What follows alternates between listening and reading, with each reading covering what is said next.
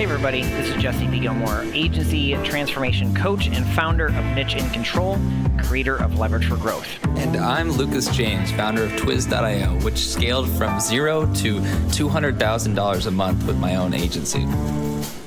We are the hosts of Leverage for Growth podcast agency leverage episodes. We know that in order to scale your agency successfully, there are multiple shifts that need to happen within the founder's mindsets, skill sets, and leadership styles. We are on a mission to interview marketing and PR agency owners on their journey to 6, 7, and 8 figures and leverage the lessons from their journey to save you time, energy, and money in order for you to get your agency to the next level. If you find value in these episodes, watch the case study video to learn more about Leverage for Growth and how we successfully scale agencies quickly at nicheincontrol.com/case study. That's nicheincontrol.com/case study. You are now listening to Leverage for Growth. Hey everybody, this is Jesse P. Gilmore, founder of Niche in Control and creator of Leverage for Growth. Welcome to the Agency Leverage Edition. Today, I am here with Flynn Zaiger, the CEO of Online Optimism, a creative digital marketing agency on a mission to help businesses across North America get optimistic about their marketing. Thanks for coming to our show today. I'm excited to be here, Jesse. Awesome. Can you tell us a little bit about the history and background of your agency, Flynn? Absolutely. About 11 years ago at this point, I had a job that I wasn't particularly comfortable in, I suppose, 6 months after college. And I figured if you're going to spend 40 to a lot more hours a week in a organization, you should try your best to be happy there. So I'd give a shot doing my own thing. And we've grown pretty successfully over the past 11 years to multiple offices, a lot of work from home employees, dozens of clients that we do work for every month, essentially helping businesses with any sort of marketing or advertising and communications online. So website design, social media, search and content, Google Ads, all that fun stuff. Essentially, if it touches a screen, we help a business with it. Awesome.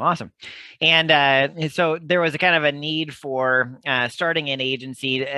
What was, if you can remember back to like that aha moment where, you weren't comfortable in the job, you wanted to start your own thing. Did you always know that you were going to be an entrepreneur? Or is that something that kind of you stumbled upon? Or talk a little bit about that kind of leap. Oh, pure stumbling followed by crawling through darkness. And I think if I had done the proper research, I would have realized what an absurd idea it was. But I was very lucky and privileged that my family, my parents run their own business for about 40 years now. And I also had several opportunities in college when I didn't go to work for them full-time after college, I chose a different opportunity. They reached back out to me, and when I mentioned that I wasn't really happy where I was, rather than offer me full-time positions, they said if I did consulting, they would be able to bring me in that way. And so as I stumbled and crawled my first year of entrepreneurship, I had the safety net of a couple previous clients, which was great because it really does take 6 to 12 months to get your feet under you, I feel. Mm-hmm. Absolutely. So you had started off in the consulting route, and then did you kind of get to a point where you couldn't handle the work and you had to start hiring? Is that kind of how that transition happened? Yeah, I think that's one of the biggest moments in entrepreneurship is when you run the numbers and you can afford someone. I actually didn't necessarily hire my first person when I ran out of time. I hired the first person when I had enough funds to do so profitably. I could kind of see that this company will grow as long as I put smart people into it. And so once we could afford to do that, we put it in so that we could get the flywheel going a little faster. And the coolest thing, the first time you ever have someone work for you, where so you assign someone something and it just gets done. It's feels real magical. Yeah. What were some of the first positions that you ended up hiring for? If you can remember back to those stages, do you remember what those first positions were? Yeah, they were real jack of all trades positions. We came up with fancy names like digital media coordinator and strategist, but they really meant was you're going to need to do everything that we need. And I think that's probably the same for most startups. If you're the second or third or fourth person at a company, your business card cannot be long enough to contain all the job titles you should have. They definitely helped with social media and creative in particular. It's kind of embarrassing to say as someone who runs a creative digital agency, but I don't have the best visual eye. And so that was one of the quick fixes that we immediately needed to solve. I was very lucky that minimalist web design was super popular in 2012, 2013, which does take an eye for design, but I could basically just delete all of the design elements and the CSS sheets on the site, and it would just look really minimalist. And I was like, great, that's what we're going to be until we hire a proper designer. So that was one of my first hires. Awesome. And I've always been told from mentors that kind of like corporate culture is usually defined by the first 5 people that you're hiring, and then that kind of extends out. And taking a look at your website, you have a really cool company culture. Can you talk about what have you done to kind of unite the people under either like a certain vision or purpose, and kind of keep your people having like a culture by design? Yeah, the answer has always been to listen, and that took a long time to do. It sounds really easy, right? Just listen to your staff, but pretty much all of our best culture ideas have come from bigger team meetings. I think the classic story of how that happened to Online Optimism is I was 4 or 5 years in, and I went to one of the business workshops or consulting things that we get. And they said, you need a mission and vision. So I said, no problem. I wrote up a mission and vision over the weekend, came in on Monday and said, hey team, here's our new mission and vision. And my team, thankfully, who's very smart, looked at me and laughed me out of the room and said, that's not our mission and vision. And I said, okay, well, why doesn't everyone try it? And we all wrote down missions and visions, and we all had 5 different ideas. Then we tried to solve it in a nice half-hour meeting. That should be enough to solve a company mission and vision. I think I stormed out of the room after 30 minutes in frustration, but we agreed to continue the conversation, and we had weekly meetings for a year until we could agree on what our mission and vision is. And it's a lot of time. It's a lot of money that costs to put a whole team in a 30-minute meeting every week. But at the end of all of that, we had all of us agreeing on what Online Optimism was working toward, which we clearly didn't agree on a year earlier. And I think bringing in all of your staff and getting them to contribute on bigger things like that, deciding your company values, to even smaller things like what your PTO policy should be and how do you handle sick days, has really help people feel invested in the culture. And I'm, as frustrating as the initial meeting was, I've learned to be really thankful when your staff gives you ideas or pushes back, because it means that they're also trying to build a company. And that is so key to successfully growing an organization. Mm-hmm. Absolutely. I like the collective approach to it, where they're doing it individually, coming back to a group, and then kind of figuring it out from there. Yeah. I know that working with agency owners, there's 2 main retention strategies. You have one that's employees, one that's clients, and obviously both of them are equally beneficial towards long-term growth. Did you always kind of know retention was kind of a main thing that you wanted to focus on? Or was that something that also kind of came from, trial and error? Yeah, I think client retention was always key. I mean, you have monthly revenue coming in, you don't know what to do if that goes away. So even from day one, I was like, yeah, we got to keep our clients. Employee retention, I think I learned the first time you lose a staff member that you don't expect to lose, which thankfully doesn't happen too often on Online Optimism.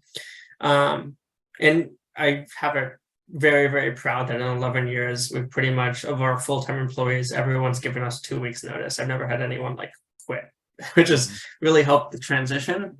But still, we've gotten a lot better at how we handle those 2 weeks, and it's still never enough time to really transition knowledge out of people's heads. And it's almost always better to keep the employee and to continue that institutional knowledge that they've had, and clients appreciate it too. I've seen a strong connection between employee retention and client retention, because that's, if you talk to in-house marketers who hire vendors like us or partners, it's always the biggest complaint is they don't want to have a new account exec every 5 months. And it's noticeable to them, and it's really noticeable too. So the 2 are intrinsically locked together. Mm-hmm. Just makes them even more important. Mm-hmm. Absolutely. And so on your journey over the last 10, 11 years or so, and having multiple offices, if you were to look back on the journey that you've taken to get to where you are right now, and you were to give advice to somebody that might be like 1 or 2 steps before you, what advice would you give them that might save them time, energy, or money on their journey? I think one of the more interesting things, particularly the past few years as we've adapted to like a hybrid work environment, is thinking about your meetings and communication cadence and being really, really open to changing that. As long as there's set guidelines on how you do it. We've tried a bunch of different things with different weekly meetings and when people like need to check into work, or if we want to do flexible hours, and also how we talk to clients. And we've been trying different things for 3 years. I don't think we're perfect, but whenever a team member has said, hey, I think this meeting should be every other week, or we should change this into like an asynchronous Slack check-in, it's always a good idea. And that's something that you don't necessarily see if you're at the top, because your schedule is typically so different than your lower level staff. But so they can have an idea that would make everyone's lives better, and you need to be listening to that, because it's a new work environment, new world, and we need to be adapting whatever strategies make sense. So I really recommend just thinking about your meeting cadence and never doing something because that's the way we've always done it, always being flexible to change. Awesome. I love it. So what are you working on right now? What are you excited for with your agency over the next maybe 1 to 3 years? Yeah, we're working on really tying in different kinds of content together. I think you see this more in-house, that there's a lot of bigger firms that are building essentially in-house content. So that could be as much as literally creating a video studio inside your offices, to smaller things. I know it's cliche. I mean, I think you have AI that is really able to generate pretty good text. It is not perfect. It absolutely needs a human to pilot it and point it in the right direction. But I think that is going to make a lot of our content creation a lot more efficient. I do see images and video being slower. Images seem to be progressing wildly fast, video slower. And so I think the ability to create engaging multimedia stories is going to make the difference between real firms that are still connecting with people and the endless AI dribble that anyone's going to be able to spit out at the hundreds of thousands of words a month, probably in the next couple of years. That you're going to have to find a way to stand out, and engaging content is going to be the way to do it in video format, I think. Awesome. And so what's the best way for people to get in touch with you, or do you have any offers for them that they could take advantage of? Yeah. Advantage of is ask me questions as much as you want. I love talking to other entrepreneurs or people in marketing or digital, anything online. I find our world fascinating. So you could always just send a DM to any of Online Optimism social channels, and you will get to me from one of my amazing social media strategists. So you could do @Online Optimism. We'll pretty much find us anyway. You could also find me on LinkedIn, or send me an email at flynn@onlineoptimism.com, FLYNN @onlineoptimism.com. Happy to chat to anyone in their industry or help you with your career if you have questions about that. I always just want to be exceptionally helpful to people. Cool. And for anybody that's listening, I'll put the links to Flynn and Online Optimization or Optimism, and well, either way, I'll put those in the show notes as well. And thank you very much, Flynn, for being on the podcast today. Thanks for having me, Jesse. Agency owners, if you want to transform your agency to sustain and grow without your direct involvement, where you can stop working in the business and switch to working on the business, where you can regain control of your time, delegate effectively, get paid what you're worth, and have your team run the day-to-day, go to nicheincontrol.com/case study right now to learn more about Leverage for Growth.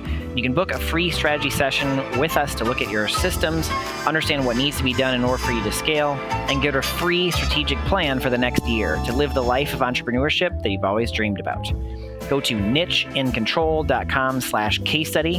That is nicheincontrol.com/case study now.